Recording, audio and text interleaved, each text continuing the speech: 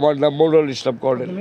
হ্যাঁ, আমি মেয়ের সম্পর্কে আমি মামা লাগি। আপনার দেড়টার সময় আমি ফুডে খবর পাইছি, মানে ওই যে মারা গেছে তার মানে ছোটো ভাইয়ের কাছ থেকে যে আমার বোনের বাইরে ফেলাইছে। পরে শোনার পরে আমার গ্রামের বাড়ি থেকে আসতে মানে দেরি হয়েছে। পুরো এসে দেখি পুলিশ টুলিশ সবাই আসছে।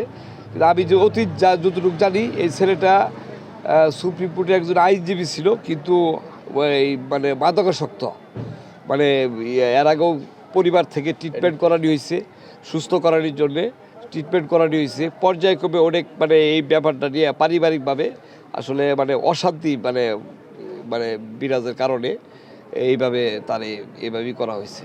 ছেলেটা টোটালি অ্যাডিক্টেড ছিল। যেভাবে একটা নিরীহ মেয়ের যেভাবে হত্যা করছে, এটা মানে এটার যাতে ফাঁসি হয়, এই ধরনের একটা আমরা বিচার চাই। যে ওখানে একজন বললো যে একটা ঘরের মধ্যে মানে স্বামী বইয়ের মায়েরা আগুন ধরাই দিচ্ছে। এটা শুনে আমি আসলাম, আইসা জ্বালানো ওখানে দাঁড়াইলাম। দাঁড়ায় দেখি যে মুখটা বের হয়ে রয়েছে, সারা শরীরই মানে ডান হাত পুরা, আর পুরা বডি পরে রয়েছে। খাটের উপরে একটা টুল আছে, ফ্যান আছে, এগুলো সব দেখলাম। দেখতে দেখতে পুলিশ আইসা সব যে লাশ উঠাইলো, দেখলাম, নিয়ে গেল, দেখলাম এগুলো। আমরা মধ্যরাতে খোঁজ পাই যে এখানে তাহমিনা আক্তার তনু নামে একজন ভদ্রমহিলাকে তার স্বামী তাকে মেরে আগুন জ্বালিয়ে দেয় তার বাসায়।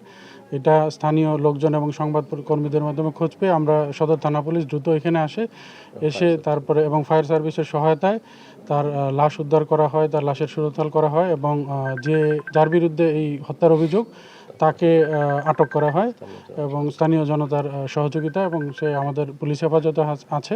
আমরা এই সংক্রান্ত প্রয়োজনে যে আইনগত ব্যবস্থা আমরা সেটা নিব এবং তদন্ত সাপেক্ষে পরবর্তী ব্যবস্থা নেওয়া হবে। এটা আমরা এখন পর্যন্ত যেটা জানতে পেরেছি যে এটা পারিবারিক কলহ হওয়ার সম্ভাবনা বেশি, আর বাকিটা আমরা তদন্ত করে বিস্তারিত জানতে পারব। এখানে এসে আমরা আগুন লাগানো দেখলাম, রুমের ভিতরে আগুন লাগানো আছে বিছনাবাড়িতে। মিডিয়া কর্মীরা যারা আছে, প্রশাসন যারা আছে, এলাকাবাসী সবাই এটাই দেখছে যে রুম। তা আমরা এসে দেখলাম যে তালা ভেঙে ওকে মনে উদ্ধার করার জন্য চেষ্টা করছে। ফায়ার ব্রিগেড এসে ওনাকে আর কি তালা ভেঙে বের করছি। আমরা এটার সর্বোচ্চ বিচার চাই।